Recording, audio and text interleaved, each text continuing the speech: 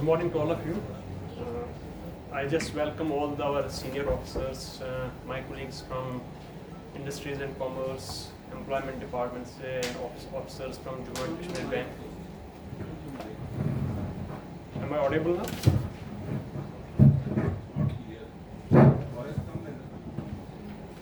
Ab audible hai? Thank you. Officers from Jammu and Kashmir Bank se bhi hain and from CDB, NABARD, EDI se.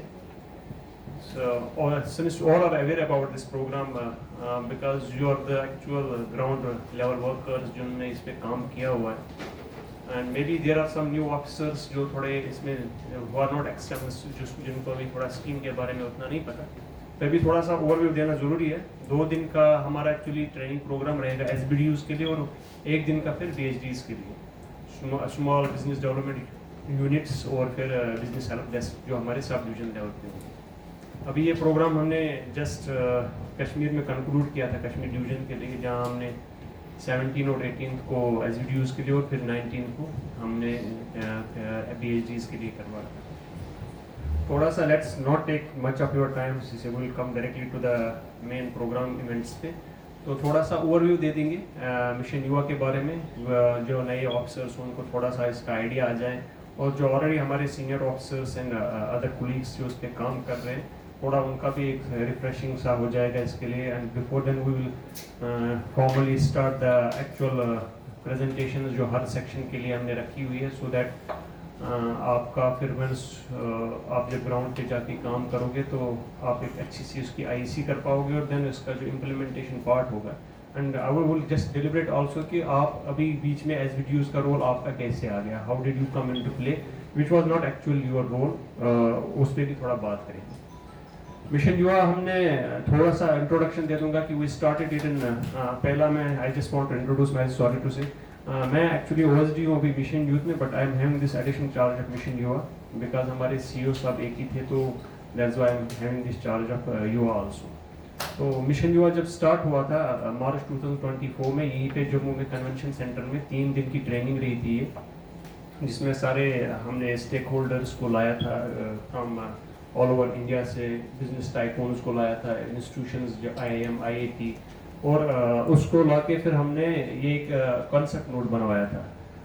And this project was conceived and we will say a brainchild of what the chief secretary है, और अभी भी वही इसको personally और keenly देखते हैं। That's why हम बड़ा फोकस करके चल रहे हैं कि मिशन युवा को नेक्स्ट फाइनेंशियल ईयर से हमने अब इम्प्लीमेंट करवाना है, क्योंकि पहला साल अभी ये प्रिपरेटरी फेज चल रहा था जिसमें हमने वो सारी IECs करवानी थी, और जो हमारा PMU जो इंस्टीट्यूशनल बिजनेस सपोर्ट सिस्टम जो रखवाना था ग्राउंड लेवल पे, वो हमने इंश्योर करना था before we move to the implementation part जो अभी अप्रैल से स्टार्ट होगा।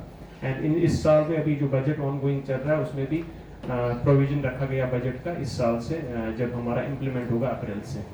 तो मिशन युवा का जो फुल फॉर्म है युवा उद्यमी विकास अभियान, इसका जो विजन था और आउटकम जो बेस्ड थे ये 4 स्ट्रेटेजिक पिलर्स पे था, और इसमें हमें 4 इंटरवेंशंस की जरूरत थी जिसके थ्रू हमने ये प्रोजेक्ट बनाया था। और इसमें जो 4 स्ट्रेटेजिक पिलर्स है जिस पे हमें काम करना है अभी, first one will be the creation of नानो एंटरप्राइजेस एंड कलेक्टिव्स। आपने MSMEs के बारे में सुना होगा, जो भी इंडस्ट्री से ताल्लुक रखते हैं, और ओवरऑल सबको पता है कि MSMEs के रिगार्डिंग क्या है। तो इस मिशन युवा में एक नई टर्मिनोलॉजी फिर ऐड की गई, नानो एंटरप्राइजेस, जो स्मॉल स्केल बिजनेस होंगे जिनका project cost up to 10 lakh तक होगा। तो एक में पहला स्ट्रेटेजिक पिलर जो था दैट वाज क्रिएशन ऑफ नानो एंटरप्राइज एंड कलेक्टिव्स, और जो विजन और हमारा जो आउटकम था इस प्रोजेक्ट मिशन युवा का जो होगा, it will run for a period of 5 years, जिसका पहला साल ही प्रिपरेटरी फेज था जो अभी मार्च एंडिंग में खत्म होगा, और नेक्स्ट 4 साल का हमारा इम्प्लीमेंटेशन फेज होगा। एंड इन 5 सालों में we are deliberating and we will be establishing 1,37,000 units over the next 5 years, over the next 4 years now. और 1,37,000 units से हम will create an employment of 4,25,000 जो हम प्रोजेक्ट कर रहे हैं, जिसके लिए हमें बजट वैसे अप्रूव किया हुआ है, और वो ईयर वाइज हमने टारगेट्स भी फिक्स किए, हर डिस्ट्रिक्ट को टारगेट्स मिले हुए हैं। तो उस 4 create 1,37,000 units and employment opportunities of 4,25,000, उसमें हमारा जो मैंने कहा था कि हमारे 4 स्ट्रेटेजिक पिलर्स यूज होंगे। और उन 4 स्ट्रेटेजिक पिलर्स में हमारा पहला ये होगा कि that we will be creating establishment of nano enterprise and collectives. और मेजर हमारा चक जो है यूनिट्स जो एस्टैब्लिश करवाने हैं that will be this nano enterprise, because हम चाहते हैं कि हम स्टार्टिंग लोअर से ही करें। जो बड़े बिजनेस है वो MSMEs में भी कवर होते हैं, तो हमारा फोकस ग्रुप जो था मेन वो था नैनो एंटरप्राइज का। एंड आउट ऑफ 1,37,000 यूनिट्स जो हम बना रहे हैं उसमें 1,25,000 units will be covered in nano enterprise only, which will create an employment of almost 2,50,000 था। तो 4,25,000 में 2.5 लाख की एम्प्लॉयमेंट हमें कवर होती है नैनो एंटरप्राइज से, और 1,37,000 में 1,25,000 यूनिट्स जो होंगे वो हमारे नैनो एंटरप्राइज में बनेंगे। और दूसरा जो स्ट्रेटेजिक पिलर होगा वो हमें that will be creation of MSMEs in focus and sunrise sectors. जो नए हमारे फोक्स एंड सनराइज सेक्टर जो हमने आइडेंटिफाई किए हैं, लेटर स्लाइड्स में आपको दिखाएंगे कौन कौन से वो सेक्टर्स हैं। उसमें we are planning to create almost 7,500 units हम बना रहे हैं, जिसमें which will create an employment of almost 60,000।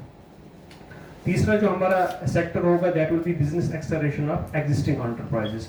हमारे पास जो ऑलरेडी रजिस्टर्ड MSME अभी कहीं पे होगा, and if you wants to upskill that business, वो अपना बिजनेस बढ़ाना चाहता है, तो उस बिजनेस को बढ़ाने के लिए भी हमने यहाँ प्रोविजन रखा है। एंड ऑलमोस्ट हमारे 4,000 जो एग्जिस्टिंग यूनिट्स होंगे उनको हम अपग्रेड करवाएंगे ओवर द नेक्स्ट 4 इयर्स में, जिसमें भी कोई आई थिंक 20-25 हज़ार की एम्प्लॉयमेंट जनरेट होती है।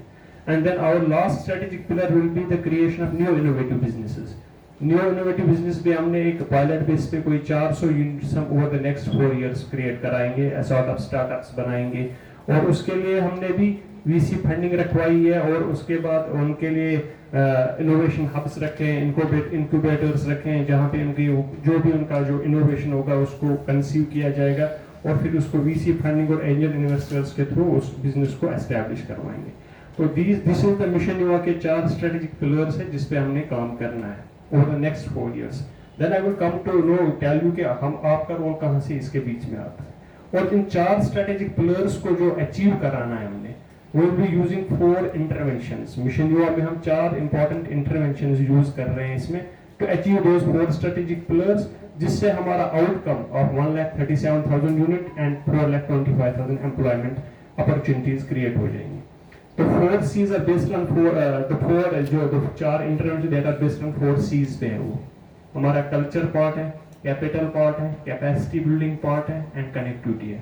Those are the 4 C's which are holding our own DPR, जो हमारा approved DPR है उसके बेसिस पे है। तो 4 हमारे जो इसमें इंटरवेंशंस है, one is important culture, the next part is capital, the third part is capacity building, and the fourth part is connectivity।